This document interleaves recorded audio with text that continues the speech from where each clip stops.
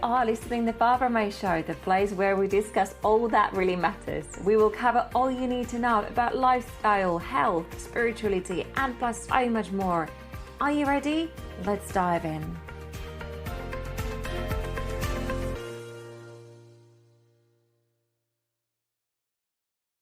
You are listening to episode 21 with Bryson. Lauren is a holistic nutritionist, wellness educator, teacher, and Lauren also specializes in gut and microbiome health. In this episode, we will talk about gut health, what are the right diets for us, what is the link between the gut and the brain, and can we improve our mental health by mindful eating? And lastly, are we really what we eat? Let's dive in. Hello, Lauren. Welcome to my podcast. My first question for you is, what are you grateful for? I am grateful for nature. Nature for me is always grounding. Sunshine, rain, all the seasons. But yeah, going out in nature always really kind of puts me back into perspective and grounds me back into where I want to be. I have never had anybody to share something like this before. I love really? it. Yeah, yeah. No, it's nature's amazing. Big for me. Like you can see, I'm a plant mom. I have plants like everywhere. So plants, nature is a big one for me. So before we dive into the topic, can you talk a little bit about the nature and why you are so connected to it? Yeah, I always find, I think now we are so overstimulated with the internet and TV and our to-do list and work and the pandemic and things that are going on all around the world. We're just inundated with information. And sometimes it's just very important and very simple to take a step back and go on a hike, go on a walk. Even if you live in a city and you're not close to a hiking trail, just going to the park and just sitting and kind of being with yourself, really, I find is grounding. It calms me down. It kind of brings me back into homeostasis. And it just feels good. It feels good to me. And it's one of the pillars that I try to teach people as a holistic nutritionist. It's not just about food, it's also about lifestyle and movement and sleep, and then nature is one of the pieces in there as well. Why do you think we are so connected to plants? It's plant medicine, food. It's where we started. The hunter-gatherers. I think both on a nourishing level, like growing your own food, but also on just kind of like a universal level, just kind of being with nature, being in nature, seeing the beauty of the simplicity, but the complexity of nature and the beauty of it as well. Mm-hmm. All diseases start in our gut. Yes. Yeah. I'll let you open up this a bit more. Yeah. So I'm a nutrition consultant, and I recently made my career change. I worked in the nonprofit and startup world for about 10, 11 years. And during that time, my health was completely plummeting. I was seeing all these different Western doctors who had really little to no answers for my symptoms, which included severe stomach pain, brain fog, fatigue. I had skin issues. I had really severe nutritional deficiencies, anxiety, memory loss. So the symptoms are pretty debilitating, and I was either prescribed medication or told nothing was wrong with me, and my health was declining. And after a while, I decided that I had to take my health into my own hands, and I just started researching gut health, and I learned about nutrition and what foods you should eat and food allergies and sensitivities, and Ayurveda was very helpful for me, and I started to kind of heal. So that really kind of spurred me to want to be a nutritionist as a profession, because I learned firsthand the power of food and lifestyle and a holistic way of looking at living. But going back to what you just said, all disease begins in the gut. This is one of like the oldest statements made, but it still reigns true. So your gut is basically kind of where everything happens in your body. And if one thing is kind of thrown off, whether it be an allergy, a nutritional deficiency, a bacterial infection, it can throw off your whole system. So as a holistic nutritionist, we look at the whole person. We believe everything is connected, and everything all kind of comes down to the gut. So what you eat, how you live, like lifestyle, movement's also very important, and then social connection, community, and purpose in life are things that we kind of look at as nutritionists. But every nutritionist you'll probably talk to will start in the gut. Like cleaning up the gut is always step one. And what do you think? I mean, a lot of people that I know have gut issues right now, don't you think? Yeah, so many. I think also that is because if you can't digest something, if you are not digesting a problems and emotions, it always kind of gets stuck there, isn't it? So how do Absolutely. we get it moving? What are your suggestions? What needs to be improved? Yeah, so I love what you just said about not digesting emotions. I think that's super important. And then I always say, you're not what you eat, you're what you digest. So if your digestion isn't working, you can be eating as healthy as possible, but it still won't be fully digested. So for me, I follow the Eating for Health model, which basically emphasizes real, whole, nutrient-dense foods. So the least processed, the better. So it's like nuts and seeds, fruits and vegetables, healthy fat, clean protein, herbs and spices, grains, and beverages. So those are kind of just the major overall pillars of food we like to eat. And then I also love to teach people about, we call them booster foods. So these are like the seaweeds, the herbs, the spices, the fermented foods, which are huge for gut health. Apple cider vinegar, and these are really kind of like very helpful and accessible ways to improve your health in a smaller kind of setting. So for gut health, I always like to teach people about fermented foods. That's number one, because they have the healthy bacteria in them, which are called probiotics, and probiotics feed your microbiome, which your microbiome is basically kind of your whole immune system located in your gut.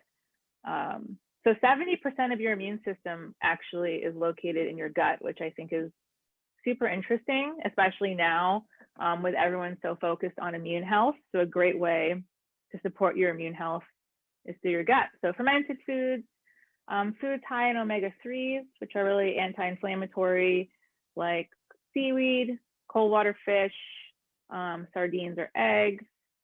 Vitamin D is very important. So some sunshine or some egg yolks, or mushrooms or animal protein. And then kind of just cleaning up your diet as best as you can. So staying away from the processed foods, staying away from the artificial sweeteners, staying away from the sugars. And yeah, so those are just some kind of simple ways to support a healthy gut. I have heard that microbiome is a 5 pounds, like it weighs 5 pounds. Is that true? Yes. That's crazy. Yes. Yes. It's my favorite thing to tell people, that you could, so your microbiome basically, it's bacteria, but it's good bacteria. So you can have up to 5 pounds of bacteria in your body, and then your microbial cells outweigh human cells at a ratio of 10 to 1. So we are more bacteria than cells. I love it. I just think that's so cool. It's kind of gross, but it's also really cool. What are your thoughts on apple cider vinegar? Because I have heard that apple cider vinegar can be really harmful for liver. Mm-hmm. So apple cider vinegar can be it's really good at balancing blood sugar. So if you are working on balancing blood sugar, a little A little capsule in between meals can help keep your blood sugar balanced. It's also good for stimulating production of hydrochloric acid, which is your stomach acid. So if you're about to eat a big meal, you want some extra stomach acid, because then that will help break down your food and absorb the nutrients better than with less stomach acid. I have heard it's not great for your liver. It's also can be hard on your enamel and your teeth, but you kind of, as with everything, you kind of weigh the pros and cons. So if you're looking for more liver support, probably wouldn't use it. But if you're wanting to balance your blood sugar, I probably would. Mm-hmm. You have also mentioned healthy fats. So obviously, you know, like it's very popular, the keto diet and the full fat diet. So what are the differences between healthy and not healthy fats? Yeah, that's a really great point. And I think fats have been villainized a lot, like especially I remember growing up in the 90s, everything was fat-free. Like we had fat-free cookies, fat-free chips, all the fat-free stuff. But the reality is they would put all these additives in the food to make it fat-free, but it was even more processed, so it was even worse for you. So healthy fats are key for proper brain function, for healthy cells. It's really good for your cellular membrane. It's healthy fats are really important. So things like avocado is a great healthy fat, coconut, olives, olive oil. Certain meats can have really good healthy fats in there. Nuts and seeds are a great source. But yeah, don't be afraid of fats. Fats are really important, and as I said, they're really key for proper brain function. And if people are dealing with either like anxiety, depression, or insomnia, one of the first things I look at is to check out the amount of fats they're eating and try to increase healthy fats and also omega-3 fats for them as well. Well, that makes complete sense because I can sleep for weeks, so I'm definitely eating a lot of healthy fats. Oh, okay. So what I wanted to ask is, what are your thoughts on plant-based diets? Because obviously you have mentioned some animal products, and what should we do? So we have so many diets. There is a plant-based diet, there is a keto, there is I don't know, help me out, blood sugar diet. There are so many diets and nothing seems to be balanced. So we go from one corner to the other. And if we, for example, eat too much fats, like a lot of cheese, then we increasing certain bacteria in our stomach, which doesn't help, and etc. and etc. Tell me, tell me. This is such a good, I'm so glad you asked this, because this is such an important question. I think that all these different diets can work. So there's this concept called bioindividuality. So everybody's body is different. So what works for one person is not going to work for the next person. And all these different diets, unfortunately, seem to be polarizing these different groups of people, when in reality, I think we need to be working together and trying to help people be as healthy as they can. So like when I go on Instagram and I see these like Instagram wars between the paleos and the vegans, it's like, you guys, people seem very kind of stuck in what they think is right. But I see pros and cons for each diet, and every person, I guess, has to try to see what works best for them.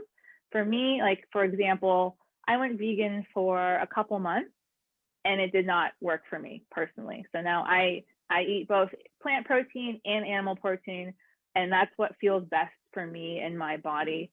And then some person's going to thrive on the keto diet, some person's going to thrive on the paleo diet, and some person's going to thrive on the macrobiotic diet. So I have no real answer for what's the best diet for anyone. It's all kind of different. I think it would be great if the diet was tailored to a person. If there was somebody who'd be like, yes, this is you, this is how your blood looks like, and this is what you need to do. So Yeah. somebody will kind of design some kind of balanced diet, which is tailored to you. So I have tried the blood sugar diet, and I have tried the keto diet. Is it keto diet? But I don't eat meat, so it was a full fat diet. And I end up putting weight on because I have eaten, the amount of cheese I have eaten is like crazy, because I was so hungry because I don't eat meat. And so many people got the same problem. They just like overeat on things because there is like, you know, like you really crave soya, and you can't eat soya because it's bad for you. And then what is good for you? So yeah. Very frustrating. How about the connection between the gut and brain? I think that's quite an interesting one. Yeah, so this is what really kind of excites me. So, you know, like when you have a gut feeling, or like when you get butterflies in your stomach, there's a reason for that, because your gut and your brain are in constant communication with each other. So both of them influence like what we think, how we respond to stress, and how we feel. And that is through, it's a big long nerve called the vagus nerve. I call it like the Great Highway, which goes from your brain down your spine all the way into your gut. And your gut has its own nervous system called the enteric nervous system. So these things are always in constant communication with each other. And then within your gut is your microbiome, which we talked about a little bit. And as I said, we're more bacteria than cells. And your microbiome is in constant communication with the neurotransmitters, both in your gut and in your brain. Another fun fact is 90% of your serotonin is created in your gut, which is I know, feel good. Isn't that wild? When I first learned that, I was like, wow. So that's just another example of how interconnected the gut and the brain are. Do you know how I know? Because I'm an emotional eater. So I know. I've practiced it for years. Yeah. I feel you. But yeah, so the link between digestion, mood, microbiome, and immunity is super, super strong. So, and there's tons of incredible new research happening out there right now. So a cool way of looking at this is you can support your mental health through the foods that you eat. So as I said, probiotics are really good for gut health. And then there's this thing called prebiotics, which is basically fiber, and prebiotics feed the probiotics.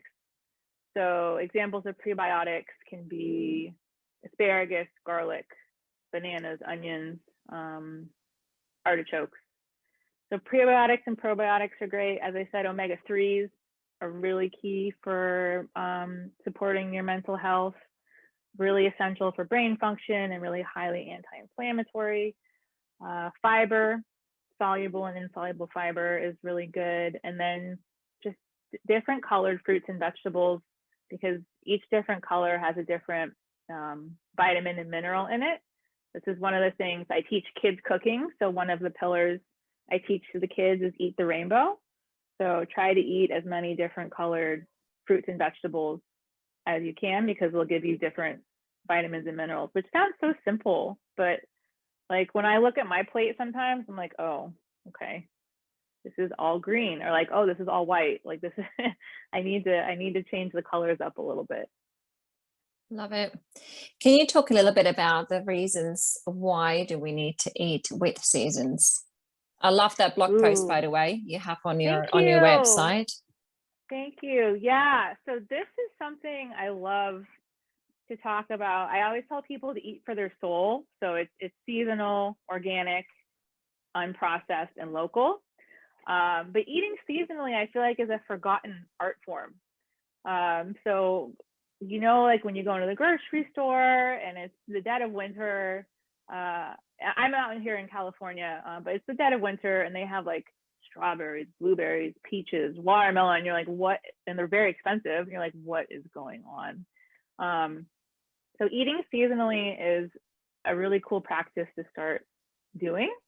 And first of all, it'll save you money because if you eat seasonally, there will be more available, so the price will be lower. It will taste better because it's fresher. The nutrient density will be way higher because of the quality of soil and the sunlight. It also reduces your carbon footprint, which I love. So you're not buying something that got shipped from a completely different country for like 2 weeks and had to sit in a frozen freezer for a long time. And it also helps create connection and community. Like when was the last time you talked to the person that grew your food? I always like to ask people that. Like if a farmer's market is available to you, I would highly recommend to go check it out, or even just going to your local store, corner store, asking the people where your food is sourced from it's a fun exercise, and it's kind of cool to see either how close things come from or how far away they're shipped from as well.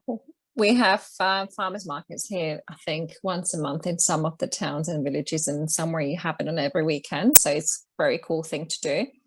And also, like, you get to walk around and come up with the different ideas of what you are going to make. And what they started doing it recently, they knock on your door and they like leave a little leaflet, like a farmer's, and then you can kind of order and they will deliver it to your door like whenever you want to, but obviously stuff what is in season. So I think it's becoming more popular now, which is fantastic.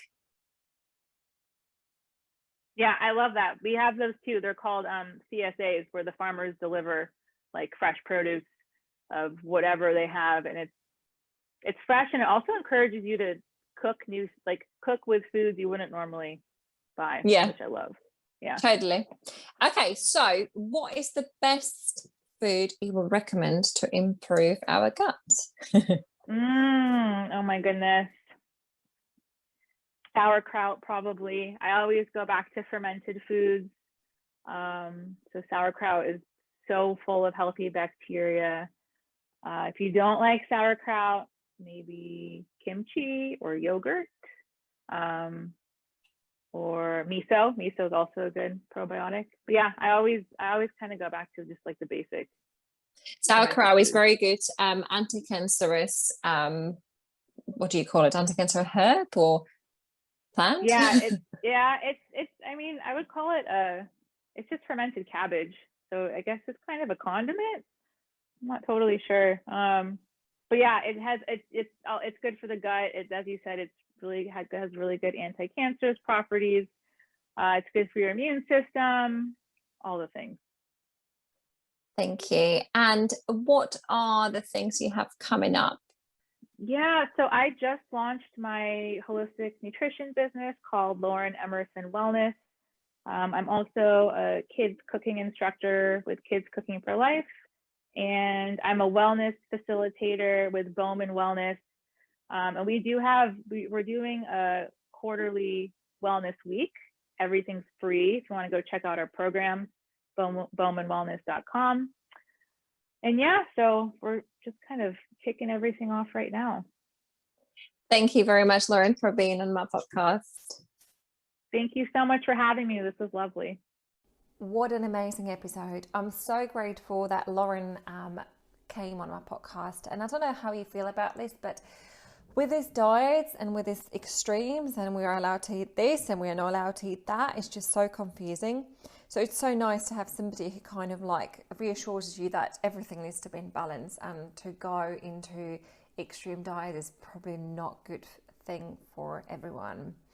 I hope you have enjoyed this episode. If you did, I would be very grateful if you could share with your friends, or if you can leave me a review, and I cannot wait to see you on the next one. See you next week.